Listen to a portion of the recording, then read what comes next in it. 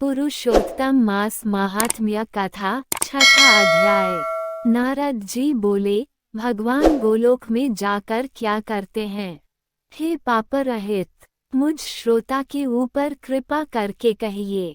श्री नारायण बोले, हे नारद, पाप रहित, अधिमास को लेकर भगवान विष्णु के गोलोक जाने पर जो घटना हुई वह हम कहते हैं, सुनो।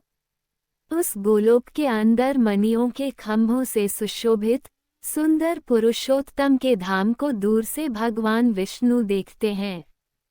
उस धाम के तेज से बंद हुए नेत्र वाले विष्णु धीरे धीरे नेत्र खोलकर और अधिमास को अपने पीछे कर धीरे धीरे धाम की ओर जाते हैं।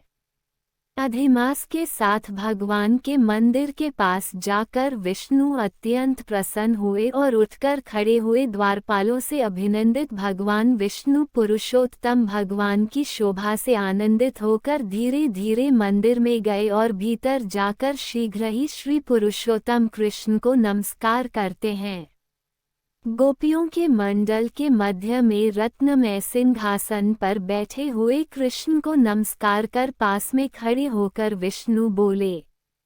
श्री विष्णु बोले, गुणों से अतीत, गोविंद, अद्वितीय, अविनाशी, सूक्ष्म, विकार रहित, विग्रहवान, गोपों के वेश के विधायक, छोटी अवस्था वाले, शांत स्वरूप, गोपियों के पति, बड़े सुंदर, नूतन मेघ के समान श्याम, करोड़ों कामदेव के समान सुंदर, वृंदावन के अंदर रासमंडल में बैठने वाले पितरम के पीताम्बर से शोभित, सौम्य, भौहों के चढ़ाने पर मस्तक में 3 रेखा पड़ने से सुंदर आकृति वाले, रासलीला के स्वामी, रासलीला में रहने वाले, रासलीला करने में सदा उत्सुक, 2 भुजा वाले, मुरलीधर, पीत वस्त्रधारी, अच्युत, ऐसे भगवान की मैं वंदना करता हूँ।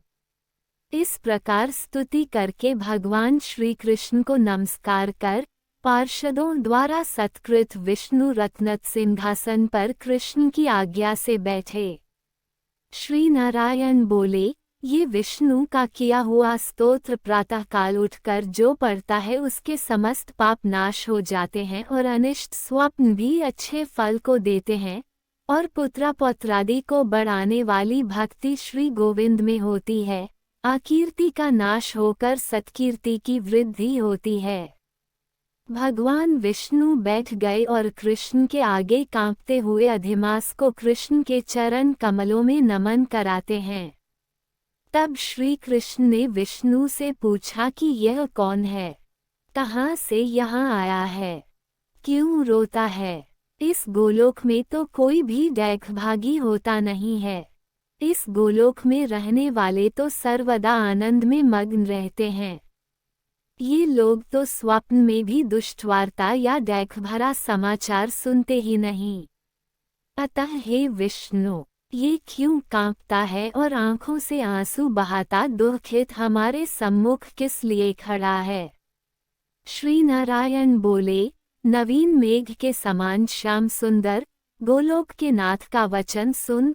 सिंहासन से उठकर महाविष्णु मलमास की संपूर्ण दैख गाथा कहते हुए बोले। श्री विष्णु बोले, हे वृंदावन की शोभा के नाथ, हे श्री कृष्ण, हे मुरलीधर, इस अधिमास के दैख को आपके सामने कहता हूँ, आप सुने। इसके दुखित होने के कारण ही स्वामी रहित अधिमास को लेकर मैं आपके पास आया हूँ। इसके उग्र दुखरूप अग्नि को आप शांत करें। यह अधिमास सूर्य की संक्रांति से रहित है, मलिन है, शुभ कर्म में सर्वदा वर्जित है। स्वामी रहित मास में स्नान आदि नहीं करना चाहिए, ऐसा कहकर वनस्पति आदिकों ने इसका निरादर किया है। 12 मास, कला, क्षण, अयन, संवत्सर आदि सेश्वरों ने अपने अपने स्वामी के गर्व से इसका अत्यंत निरादर किया। इसी दुखाग्नि से जला हुआ यह मरने के लिए तैयार हुआ। तब अन्य दयालु व्यक्तियों द्वारा प्रेरित होकर ही ऋषिकेश शरण चाहने की इच्छा से हमारे पास आया और कांपते कांपते घड़ी घड़ी रोते रोते अपना सब दुख जाल इसने कहा। इसका ये बड़ा भारी डेक आपके बिना टल नहीं सकता, अतः इस निराश्रय का हाथ पकड़कर आपकी शरण में लाया हूँ। दूसरों का डेक आप सहन नहीं कर सकते हैं, ऐसा वेद जानने वाले लोग कहते हैं। अतएव इस दुखित को कृपा करके सुख प्रदान कीजिए। हे जगतपते, आपके चरण कमलों में प्राप्त प्राणी शोक का भागी नहीं होता है, ऐसा वेद जानने वालों का कहना कैसे मिथ्या हो सकता है। मेरे ऊपर कृपा करके भी इसका डेक दूर करना आपका कर्तव्य है, क्योंकि सब काम छोड़कर इसको लेकर मैं आया हूँ, मेरा आना सफल कीजिए। बारंबार स्वामी के सामने कभी भी कोई विषय न कहना चाहिए, ऐसी नीति के जानने वाले बड़े बड़े पंडित सर्वदा कहा करते हैं। इस प्रकार अधिमास का सब डेक भगवान कृष्ण से कहकर हरि कृष्ण के मुख कमल की ओर देखते हुए कृष्ण के पास ही हाथ जोड़कर खड़े हो गए। ऋषि लोग बोले, हे सूत जी, आप दाताओं में श्रेष्ठ हैं, आपकी दीर्घायु हो, जिससे हम लोग आपके मुख से भगवान की लीला के कथारूप अमृत का पान करते रहें। हे सूत, गोलोकवासी भगवान कृष्ण ने विष्णु के प्रति फिर क्या कहा और क्या किया इत्यादि लोकोपकारक विष्णु कृष्ण का संवाद सब आप हम लोगों से कहिए। परम भगवत भक्त नारद ने नारायण से क्या पूछा? हे सूत, इसको आप इस समय हम लोगों से कहिए।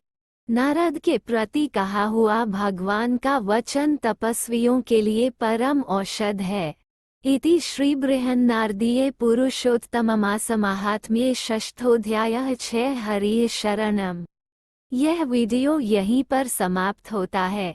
दोस्तों, आपको हमारा वीडियो कैसा लगा प्लीज कमेंट में ओम नमः शिवाय जरूर लिखें। कृपया करके मेरे वीडियो को लाइक और मेरे चैनल को सब्सक्राइब करें और बेल आइकन दबाएं, ताकि ऐसे ही रोचक भरे वीडियो का नोटिफिकेशन आप तक पहुंचे। और मेरा यह वीडियो जितना ज़्यादा से ज़्यादा हो सके तो शेयर करें।